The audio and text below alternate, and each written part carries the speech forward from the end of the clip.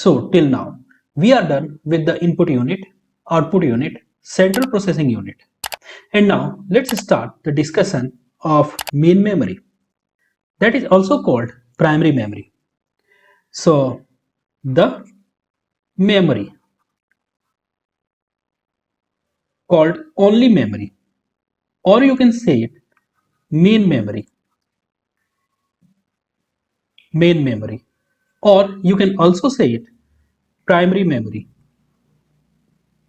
primary memory. So either memory or main memory or primary memory. Notice here that we do not call the secondary storage, that means the hard disk drive or solid state drive, as memory. Of course, the solid state drive or hard disk drive are the secondary memories, but when you say just memory, that means you are referring to the main memory or primary memory. Just by saying it memory, you are not referring to the hard disk drive or solid state drive. If you want to refer the hard disk drive or solid state drive, then you will have to especially say that secondary storage memory. Then only you will refer to the hard disk drive or SSD. Otherwise, if you just say memory, that means you are referring to the main memory or primary memory. That is, you are referring to the RAM, also called RAM. The memory means main memory, primary memory is like a table of the computer. Memory is like a table of the computer. Okay.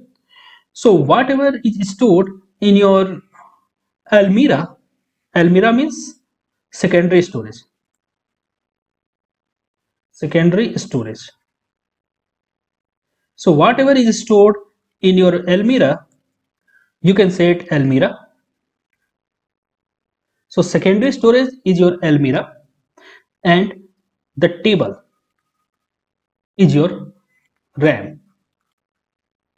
Whenever you want to work on something that is stored in the Almira, first you put that thing on the table, then only you can work. So the RAM or primary memory or main memory is just like the working table. Now let's understand the working of the primary memory. The primary memory is consisted of cells, CELLS cells. So you have various cells in the primary memory. Suppose that this one is the cell. A cell can store either 0 or 1. A cell can either store 0 or a cell can store 1.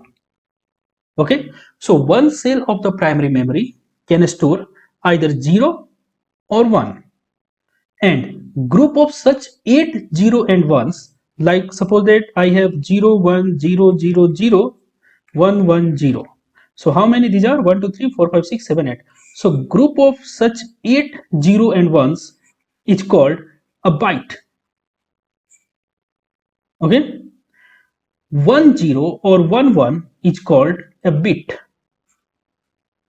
So let's revise up to now what you know about the memory. The memory is consisted of various cells. A cell can store either 0 or 1. A 0 or a 1 is called a bit.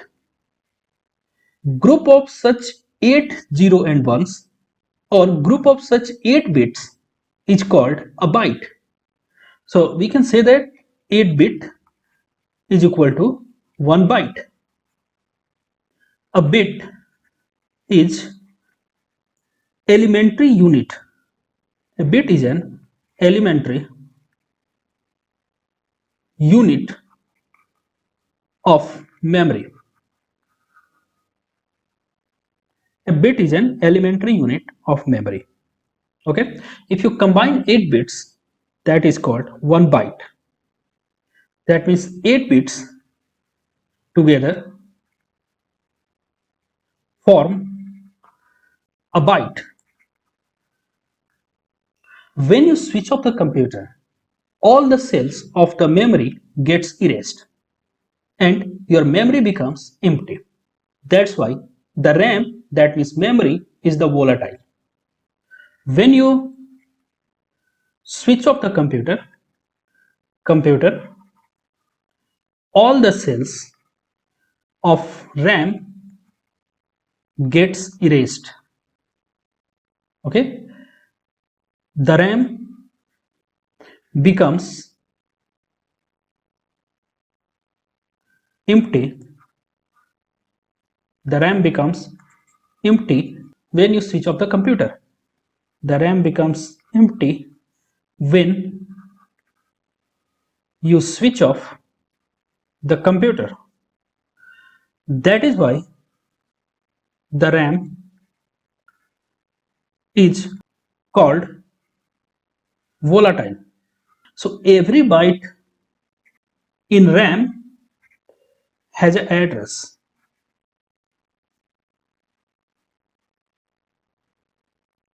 So what kind of address it is, that is actually out of scope of this book, but you just know that every byte has an address. So using this address, a CPU can access a byte of the RAM and can update a byte of the RAM or can read from that byte of the RAM. That's why if CPU has to read something from the RAM, then the CPU goes to that address, that means the address of given byte where the data is present, and from there the CPU reads the data. Or if the CPU has to write something on the RAM, then CPU goes to an address of the RAM and then CPU write the data on that byte. Since the RAM is volatile, that means after you switch off the computer, the content of the RAM gets erased. That's why we need the secondary storage to store our data permanently. Now let's proceed our discussion and let's talk something else about the memory. So there is some unit and there is some name of the unit. Like you have the unit and you have a short name of the unit. You have the short name of the unit. The unit is 1 bit. Okay, you can say it as bit. The unit is 8 bits. You can say it as 1 byte. Okay, the unit is 2 to the power 10. 2 to the power 10 bytes. Okay, that means 1024 bytes. 2 to the power 10 bytes means 1024 bytes.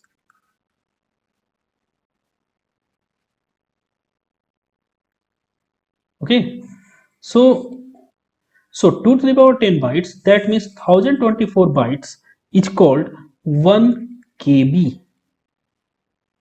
Okay, then you have 2 to the power 10 KB.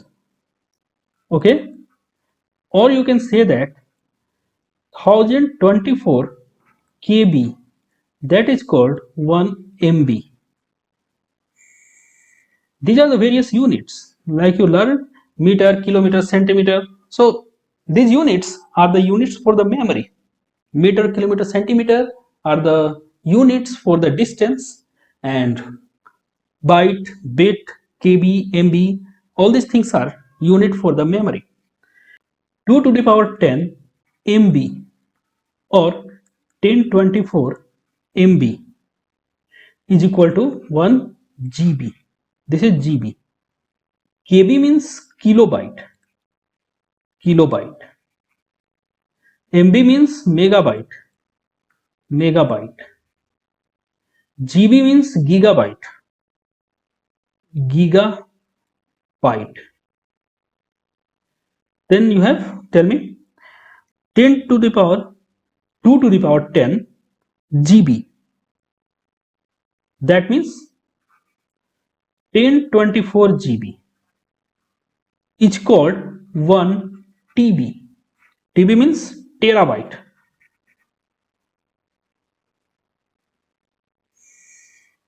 Okay.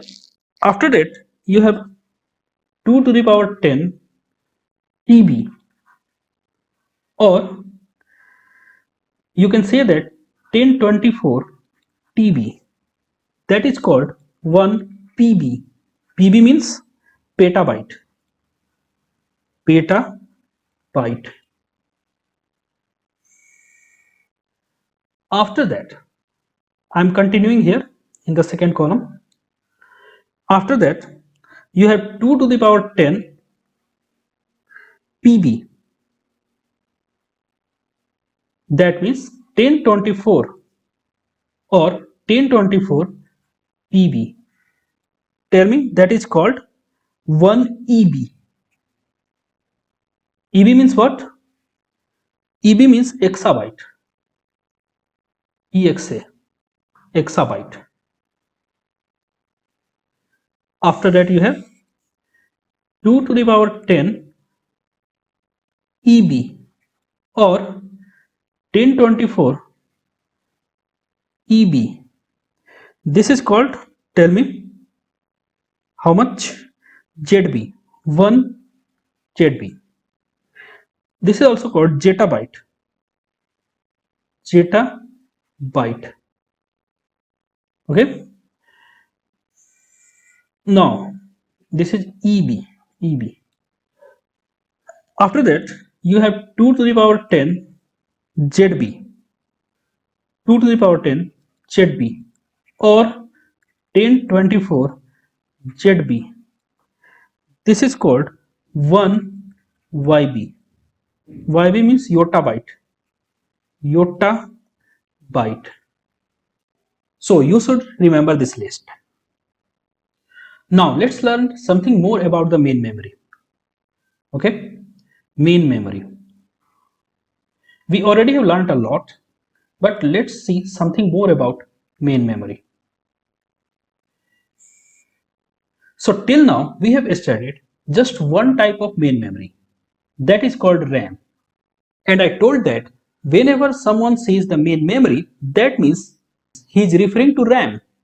Okay, RAM means main memory. That's what I told. But actually, the main memory itself is of two types. One is RAM and other one is ROM. We already have studied about the RAM. RAM means random access memory. Random access memory.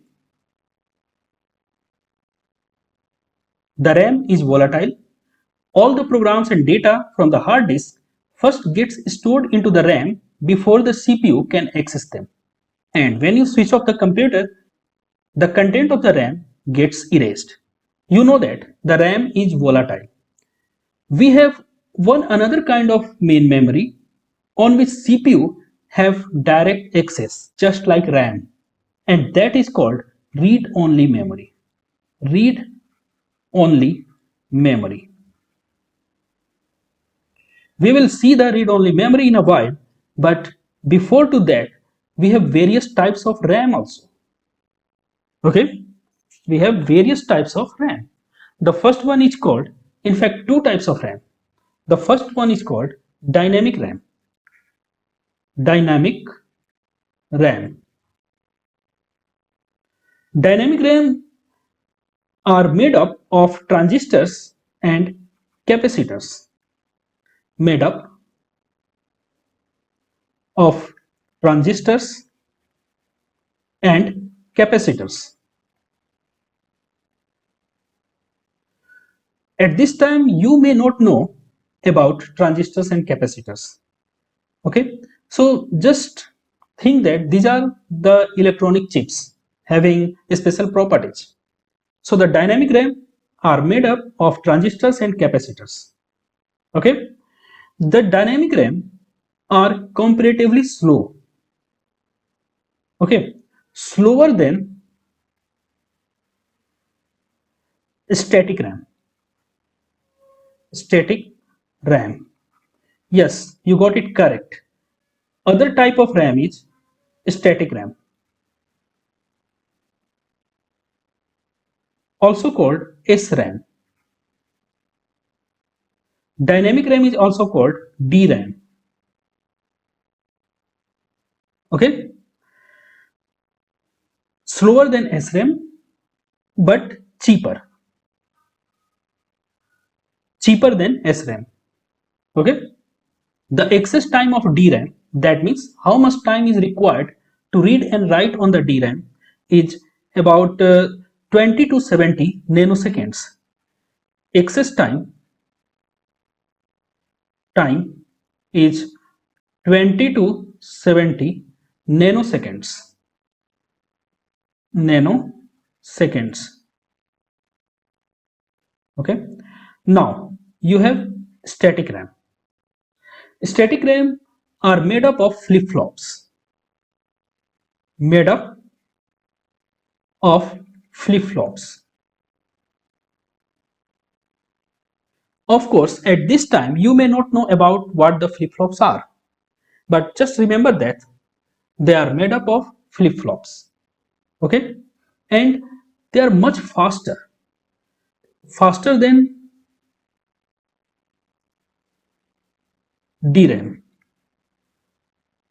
Okay, the excess time is about 10 nanoseconds. Okay, now we have to discuss the second kind of main memory, and that is ROM. So let me make few more place for me to write about ROM. ROM means read only memory. Good. So what is the read only memory? See, the read only memory has a special software that can execute without any operating system. Okay, the read only memory has special hardware specific software. I will tell you what is meaning of hardware specific software. So the ROM has a special hardware specific software that is also called firmware. Okay, the firmware or hardware specific software means, suppose that you are creating a washing machine and you want to feed the washing machine with few instructions, that if someone presses the button then you have to do this. So these instructions will be stored somewhere in the washing machine. Okay, and those instructions are not to be used on any other device. Those instructions are hardware specific, only for the washing machine. Okay, such instructions are called hardware specific software, because those software are made for just given hardware. It cannot be used anywhere else, and such software can execute without the help of operating system. So such software which are hardware specific and can execute without the help of operating system is called firmware or hardware specific software. Okay, so the RAM in our computer stores a special type of hardware specific software that is called firmware. The firmware in computer, the firmware in computer is also known as BIOS or UEFI. Okay, I'm not going to discuss what is BIOS or what is UEFI. That is out of the syllabus of your book. But there is a probability that you heard about these terms. So there is something called BIOS in your computer which can execute even if your computer does not have any operating system. And you can manage your computer by using BIOS without having any operating system. So this is called the firmware, and the firmware gets stored in ROM. Of course, if the ROM is storing something, then the ROM is not volatile.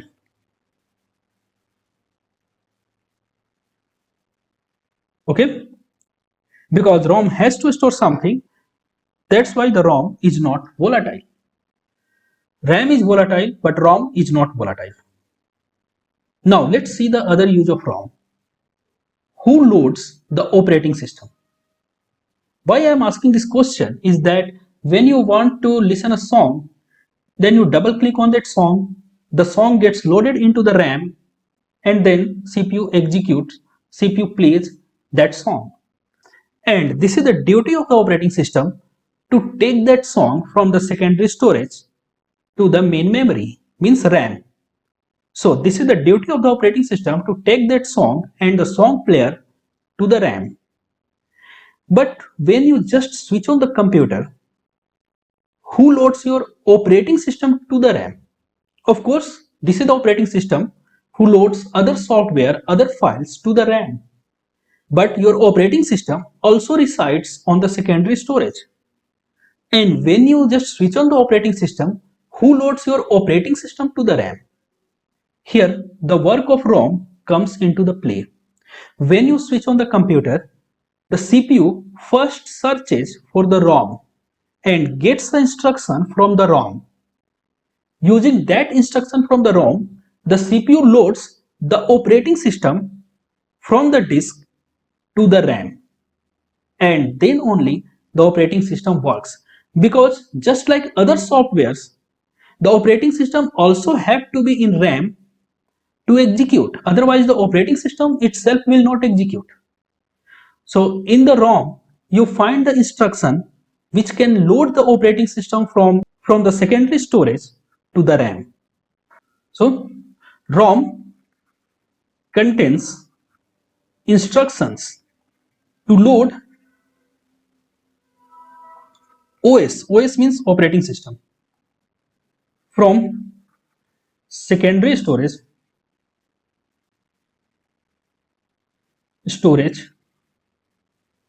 to RAM. So these were the duties of the ROM. And apart from this, there are various kinds of ROM exist in this world. The oldest ROM is PROM, that means programmable ROM, also called programmable ROM. Okay, this ROM is one-time programmable. That means a user can buy ROM and program that ROM for one time. A PROM can be programmed by something called ROM burner. ROM BURNER, ROM burner. So by using the ROM burner, a user can program the ROM and insert various instructions in the PROM. But once you have programmed the PROM then never gets erased. The second type of PROM is EPROM, that is erasable programmable ROM. Erasable programmable ROM. See, EPROM can be erased multiple times and can be programmed multiple times. So PROM can be erased just one time and can be programmed just one time. But EPROM, erasable programmable ROM, can be erased multiple times and can be programmed multiple times. After that you have EEPROM. EEPROM. What it does, tell me? Electrically electrically erasable programmable ROM. Electrically erasable programmable ROM. What it does? EEPROM is similar to EPROM, can be erased multiple times. The EEPROM can be erased faster than EPROM. The only difference is that you can erase a specific byte of the EEPROM. Okay, if you want to erase something in the EEPROM, then you can erase a specific byte from the ROM. But in the EPROM, you will have to erase all the bytes of the ROM. This is the difference between EPROM and EEPROM. The other ROM is flash ROM. Flash ROM. Flash ROM gets erased and gets programmed much faster than EEPROM. But again, just like EPROM, you cannot erase a specific byte from the flash ROM. You will have to erase all the bytes from the flash ROM if you want to program it again. After that, you have mask ROM. Mask ROM is not for normal users. The mask ROM is programmed in the factory. That means IC manufacturer programs the mask ROM. So these are the various types of ROM: PROM, EPROM, EEPROM, flash ROM, and mask ROM. Both ROM and RAM are called main memory because CPU has direct access only to RAM and ROM. CPU cannot directly access the hard disk. Let's discuss one more concept called cache memory. Cache memory.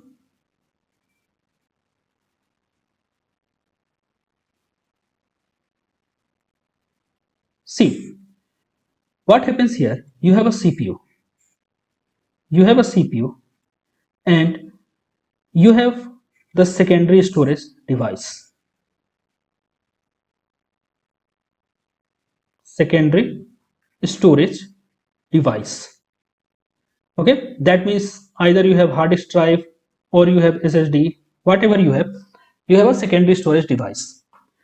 Then after, you have something called primary memory in between. Primary memory. So you have something called primary memory in between.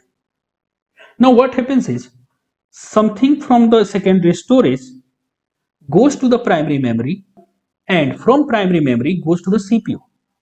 Now you may ask that why CPU cannot access the secondary storage directly. There is one reason behind it.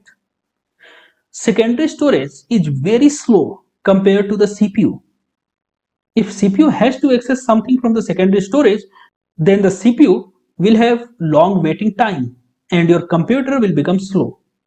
That's why it's better to store the things in the primary memory before CPU can access them and CPU can access from the primary memory. Because the CPU speed is very much comfortable with the primary memory speed. But in nowadays, CPU speed is getting faster and primary memory speed is lagging behind. Of course, the speed of the primary memory is also increasing, but the CPU is lightning fast nowadays. Therefore, to cop up the speed matchup, therefore, to do a speed matchup between primary memory and CPU, we put something in between the CPU and primary memory called cache.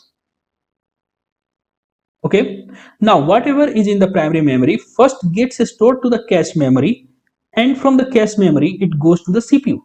So if CPU is searching something, then first the CPU searches in the cache. If the CPU cannot find that content in the cache, then the CPU searches in the primary memory. If the CPU still do not find the thing in the primary memory, then the CPU searches it on the secondary storage. But if the CPU finds the content in the cache, then there is no need to search on the primary memory and secondary storage. And that's how the execution of computer becomes faster.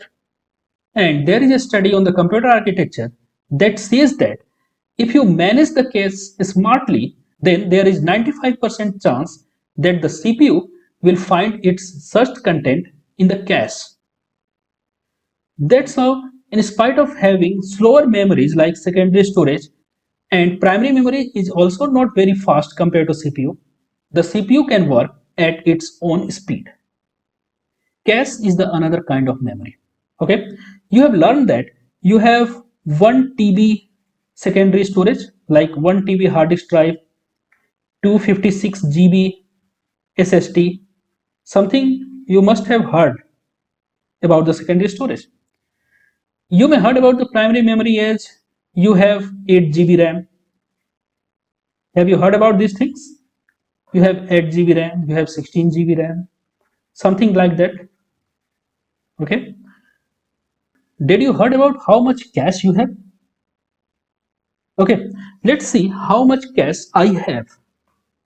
Right click here, go on the task manager and go to the performance, and you can see here I have the L3 cache as 4 MB. So actually manufacturer advertise their amount of cache as the amount of L3 cache.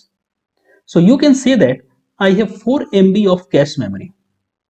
I have 4 MB of cache memory, but nowadays computers are coming with 8 MB of cache memory, 10 MB of cache memory. So hopefully you are getting my points. So this is how the cache memory improves your performance. Okay, you know that there are two types of RAM. You know that there are two types of RAM. Tell me which one are the two types of RAM? DRAM and SRAM. Okay, we learned about DRAM. When you talk about the primary memory is consisted of DRAM.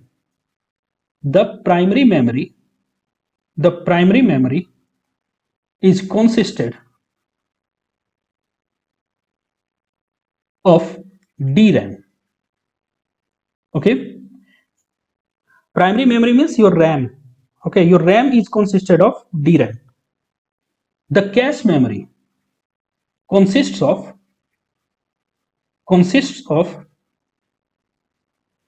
SRAM. SRAM is faster than DRAM.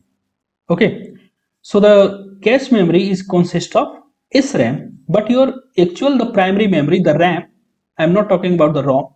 The RAM consists of DRAM. Okay, so hopefully you are getting the things, you are getting the point, and now you know very much about your computer system. Let's learn about the storage unit.